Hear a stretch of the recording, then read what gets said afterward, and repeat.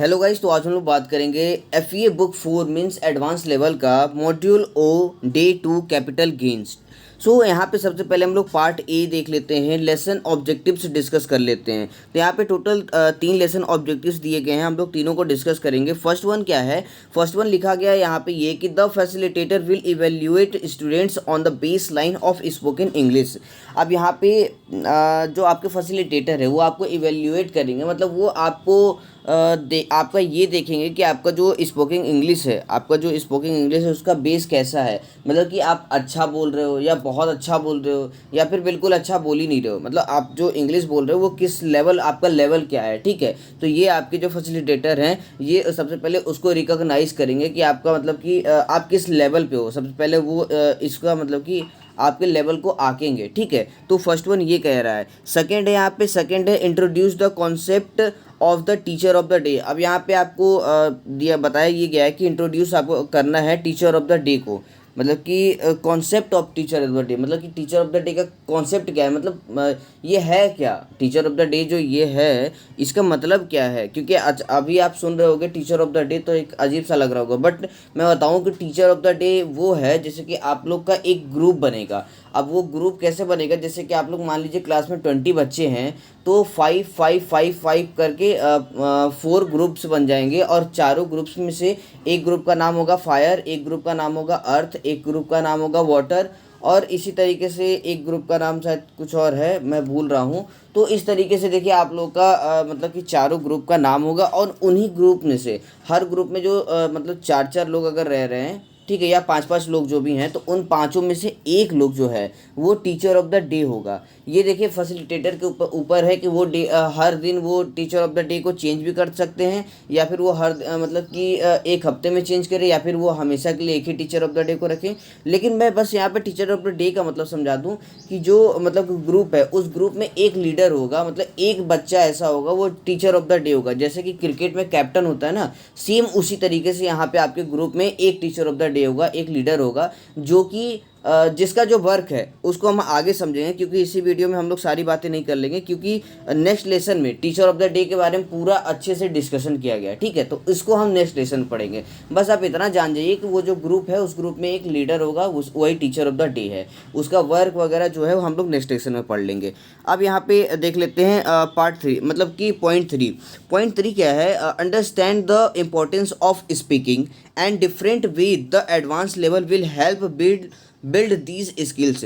मतलब कि आपको क्या है कि स्पीकिंग का इम्पोर्टेंस समझना है, मतलब कि इम्पोर्टेंस क्या है स्पीकिंग का। मतलब कि जो इंग्लिश आप बोल रहे हैं, सिर्फ इंग्लिश की यहाँ बात नहीं हो रही है, या हिंदी की बात मान लीजिए, अगर हिंदी की बात है तो ये अगर आपको बोलना सही से आ रहा है तो उसका क्या इम्पोर्टेंस है, ये चीज़ आप समझने की कोशिश करिए। और यही चीज़ देखिए आपको नीचे इसमें समझाया गया है, और यहाँ पे लिखा ये गया है कि different way the advance level will help build these skill. मतलब कि आप जो एडवांस लेवल है, ये जो बुक 4 है, डिफरेंट टाइप्स के मतलब कि डिफरेंट टाइप्स का जो है आपको डिफरेंट वे में आपको हेल्प करेगा इन स्किलों को डेवलप करने में। सिर्फ स्पीकिंग नहीं, स्पीकिंग, राइटिंग, लिसनिंग, रीडिंग, सब में आपको हेल्प करेगा, डिफरेंट टाइप्स से करेगा। ठीक है, तो वो सब हम लोग आगे पढ़ेंगे।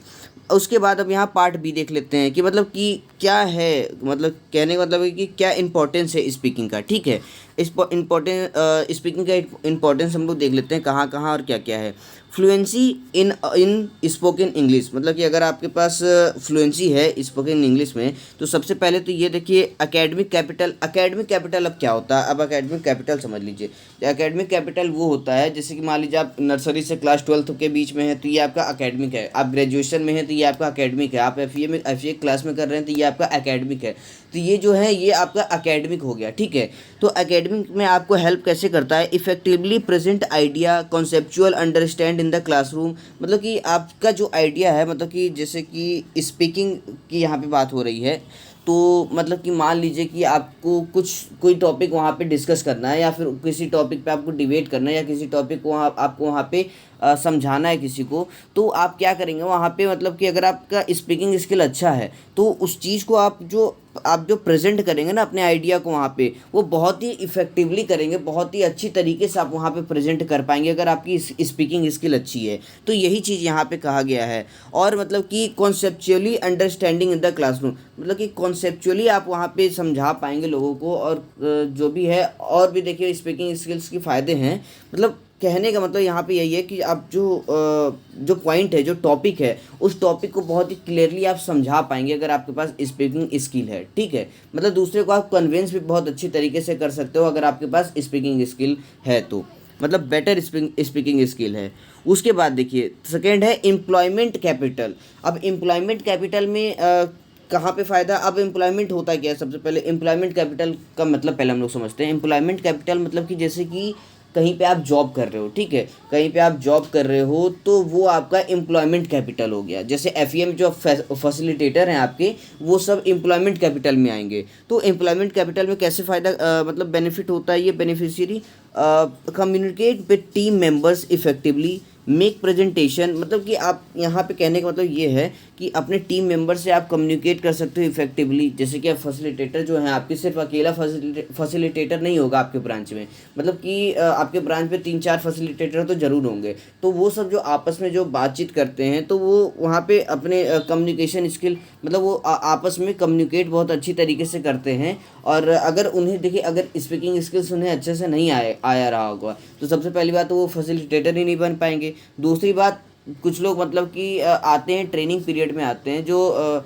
ट्रेनिंग पीरियड में आते हैं ना, जो प्रोबेशन कहा जाता है, प्रोबेशन हम लोगों ने पढ़ा था, जो ट्रेनिंग पीरियड में आते हैं तो उन लोगों को थोड़ा स्पीकिंग में प्रॉब्लम होता है। तो उन लोग को देखिएगा कम्युनिकेट नहीं कर पाते हैं, मतलब एक फैसिलिटेटर बन के आते हैं वो दूसरे से कम्युनिकेट नहीं कर पाते अच्छे से। और उन लोगों के बीच में देखिएगा थोड़ा सा मतलब कि कह सकते हैं कि एक दूसरे से चिढ़ रहता है, क्योंकि मैंने देखा है अपने ब्रांच में देखा है कि कुछ ऐसे फैसिलिटेटर होते हैं, मतलब एक दूसरे से कभी कभी चिढ़ते हैं उस तरीके से। तो मतलब कि चिढ़ने का रीज़न क्या होता है, चिढ़ने का कोई ऐसा रीज़न नहीं होता है, बस वहाँ पे स्पीकिंग स्किल जो है ना, वो मतलब कि उन्हें आता नहीं है सही से बात करने के लिए, या फिर वो अपने बातों को रख नहीं पाते हैं उस सामने वाले के पास। मतलब सामने वाला कुछ बोल रहा है, अब वो मतलब कि अब उसको बोल नहीं पाते हैं तो सामने वाले को लगता है कि वो मुझे इग्नोर कर रहा है, ठीक है। तो ये सब प्रॉब्लम्स आती हैं अगर आपके पास स्पीकिंग स्किल नहीं है।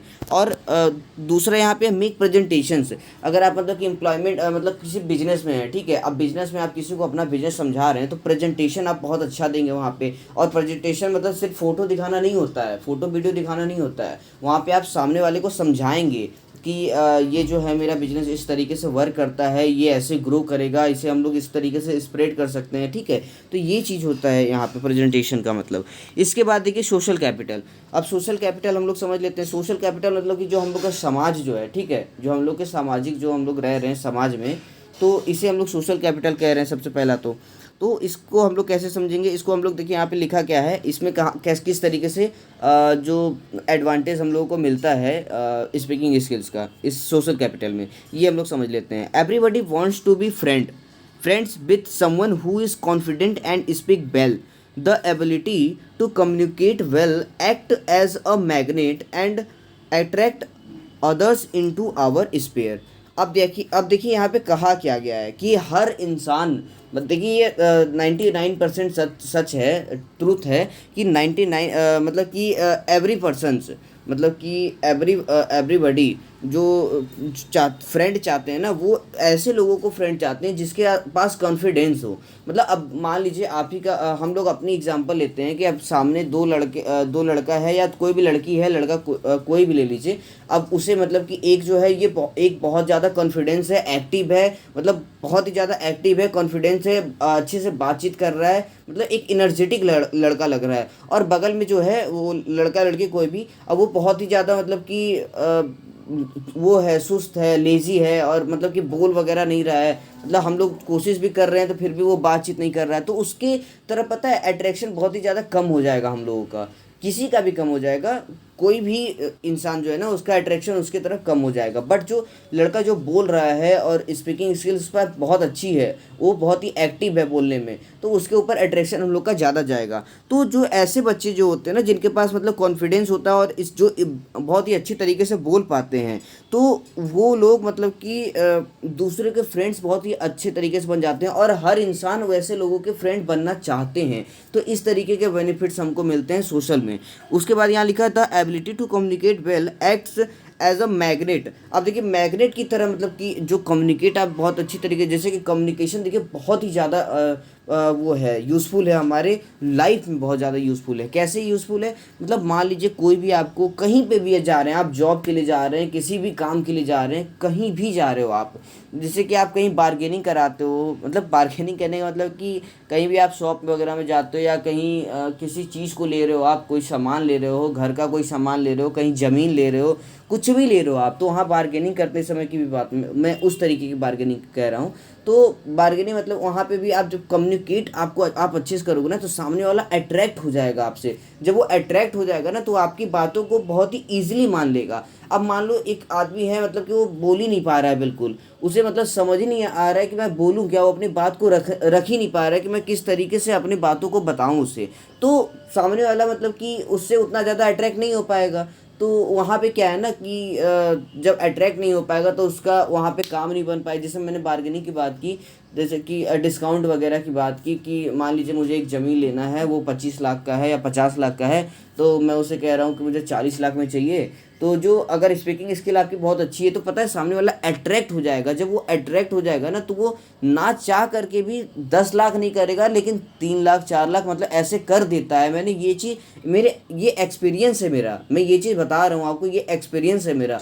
मेरे फैमिली मेम्बर में भी बहुत लोग ऐसे हैं जो कि मतलब कम्युनिकेशन स्किल बहुत ही ज़्यादा तगड़ी है उनकी, मतलब सामने वाले को अट्रैक्ट बहुत ही जल्दी कर लेते हैं। तो इससे यही होता है कि अगर आपके पास स्पीकिंग स्किल अच्छी है, तो आप सामने वाले को अट्रैक्ट बहुत ही अच्छे तरीके से कर सकते हो। और अट्रैक्ट करने का मतलब है कि आप लाइफ में कुछ भी कर सकते हो, ठीक है। मतलब आईएएस की जब इंटरव्यू में आप जा रहे हो ना, तो वहाँ पे अगर आपके पास कम्युनिकेशन स्किल अच्छी है, तो आप जितने भी इंटरव्यूअर हैं, आप उनको अट्रैक्ट कर सकते हो। और जब उनको अट्रैक्ट कर लोगे ना, वो आपसे जब एक बार अट्रैक्ट हो जाएंगे ना, तो वो उन्हें खुद अच्छा लगेगा आपके साथ बात करके। और जब उन्हें अच्छा लगेगा आपके साथ बात करके, तो वो खुश होंगे। जब वो खुश होंगे तो आपको नंबर ज़्यादा देंगे। तो ये चीज़ें होती हैं। अब जिन्हें स्पीकिंग स्किल आता ही नहीं है, जब वो कम्युनिकेट ही नहीं कर पाएंगे इंटरव्यूअर से, तो सोचिए उन्हें नंबर किस तरीके का मिलेगा। तो ये सारे बेनिफिट्स हम लोगों को मिलते हैं इनसे।